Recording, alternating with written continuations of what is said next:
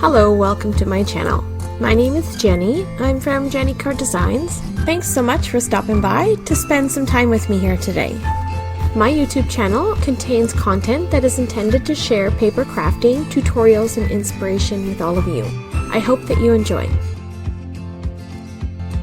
In today's video, I'm joining along with fellow crafters in a video hop celebrating Sabrina from Scrappy Tales Crafts. She has hit her 3,000 subscriber milestone on her YouTube channel. You can check out her channel and other participants in this hop, and you'll find them in the description down below.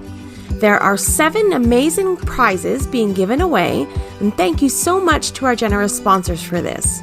In order to be entered in to win a prize, you must leave a comment on each video along the hop. Congratulations, Sabrina, and good luck to all the entrants. Now let's get into today's video. Today I'm going to start off by quickly going over my template reference book, specifically the Slimline envelope reference that I have. These are called Gemvelope templates, and I've got 2 styles of envelopes. I have a policy style envelope and a business style envelope, and these templates basically show you how to create envelopes using one sheet of cardstock. I've also got some layers and showing you how to cut a slimline card base. So you'll find everything in the description down below where you can find these templates to download them to create a reference book just like mine. So for today's project, I'm going to show you how to create one of my style envelopes. We'll be creating the policy style today, and then we're going to create a slimline card after that. So stick with me. Let's get started with the envelope and the card base first. So I've got a piece of Gina K Designs edible eggplant. And this is a really nice dark purple cardstock. It's a heavy base weight cardstock. I'll take the sheet of 8.5 by 11 piece of cardstock and put it into my scoreboard. And across the 8.5 inch side, I'm going to score at 2.5 inches and then score at 6.5 inches. I'll rotate my cardstock 1 turn to the left and score again 1.5 inches and 10.5 inches.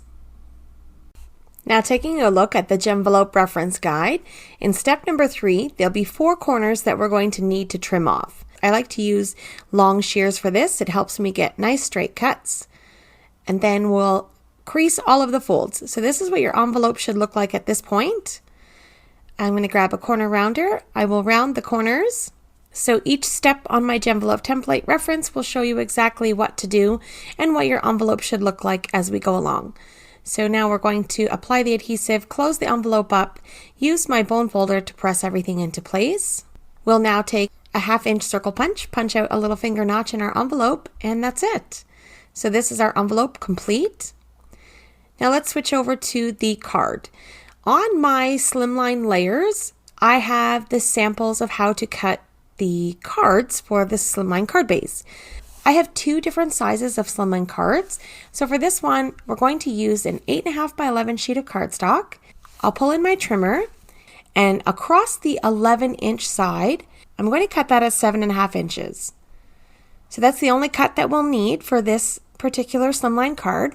And then I'll grab my scoreboard, and I'm going to score this at 3.5 inches. So this will create a slimline card that measures 3.5 inches by 8.5 inches. There are multiple different varieties and sizes that you can use, but I find this to be the easiest with the least amount of cutting involved. And then you don't have any waste as well. So we have a sheet of cardstock that we can use for stamping or die cutting, and then this fits perfectly into our policy style envelope. Alright, so let's cut up some layers and start making this into a card. So I've got a piece of white cardstock, and I'm going to cut down 2 panels measuring 8 inches by 3 inches, and I'm going to use these for stamping.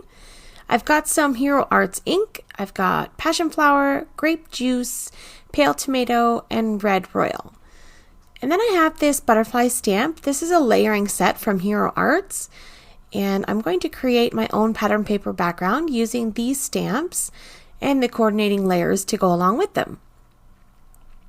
So I have a whole bunch of acrylic blocks, and I'm going to load up all of those images onto my acrylic blocks.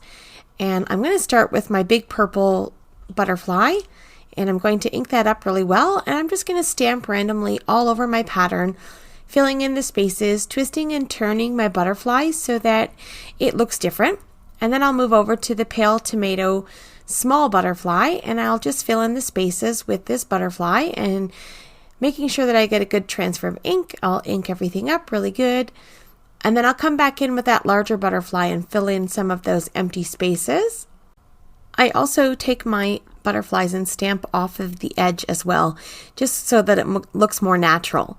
So I'll come in with the second layer using the darker color ink to stamp the details on my butterflies. And I'll do that for the red royal and then switch over to the grape juice. And I really like the way this looks. The next part for this butterfly is the body. So I'm going to use VersaFine Onyx Black ink for that. So I get a nice dark transfer of ink, and I think it looks nice. Those bodies really stand out off of my butterflies. And I like the way those look. And that'll be it for my stamping on this piece of pattern paper. So I'm going to pull in my card base and lay my piece of paper over top. And I think I wanted to do something to the back of this card. I grabbed a Hero Arts red rubber background stamp. I think this one has been discontinued, but I'll link to a place that I know that has it in stock. I'm going to ink up this stamp with some white pigment ink. So I press that down over my red rubber stamp, and then I'm going to add some more white pigment ink just to one part of it. And I'm just sort of eyeballing where I think that we need that extra little bit of stamping. It's not going to be perfect, and I'm not aiming for that. I like the look of the sort of distressed leaves in the background, and I think this turned out great. So I'm going to turn over to my heat tool. I'm going to heat set this white pigment ink. Otherwise, I'm going to put my fingers in it and smudge it everywhere. And I definitely don't want that. This cardstock is so dark that you'll definitely see fingerprints and smudges. So I want to make sure that everything is dried. And now I'll adhere my butterfly panel to the front of this card. And I really like the way this is looking so far. So I'm going to grab my second piece of cardstock that I had cut earlier, and I'm going to adhere that on the inside of my card, and I'm just going to stamp a couple of those butterflies, one purple and one red one, just so that the inside of the card matches with the outside and everything coordinates nicely. So I'll stamp one of each, stamp their bodies and their second layers, and then that looks good. So going back to the front of the card, I'm going to stamp a sentiment, and I'm going to stamp it on one of my scraps of cardstock that I used when I was cutting my envelope. So this little tiny piece of cardstock won't go to waste. I'll stamp my sentiment on it. I'll ink it up with clear sticky ink. And then I'm going to use some Hero Arts Platinum embossing powder. I will heat set that with my heat gun until it's smooth and melted. And it says, just flitting by to say hi.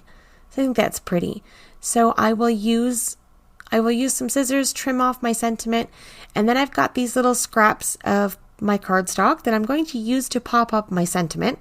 Instead of using foam squares, I'm not letting any little tiny piece of this paper go to waste. So I'll adhere those all together and then get that glued to the front of my card. And then that's it. This card's complete. So I decided that I wanted to add that same stamped image to my envelope. So I did the exact same thing. I stamped up part of my envelope and then re-inked it and then stamped the other piece. But I only did half of the envelope so that the top is left open so you can add your address and whatnot. And then I just added a piece of white cardstock to sort of create a transition between them. And that's it. This envelope's complete. So here's a look at the envelope. You can put it in any orientation and it looks lovely. Inside of our envelope is our coordinating edible eggplant slimline card with these beautiful butterflies. And I think that's so pretty. So here is a close-up look at our finished card project. And that is it for today's video. Thank you so much for taking time out of your day to spend it here with me. I appreciate all of the support. Don't forget to leave a comment on each video along the hop in order to be entered in to win the Scrappy Tales Crafts 3K subscriber hop giveaway. Have yourself a lovely day, and I will see you in the next one. Bye!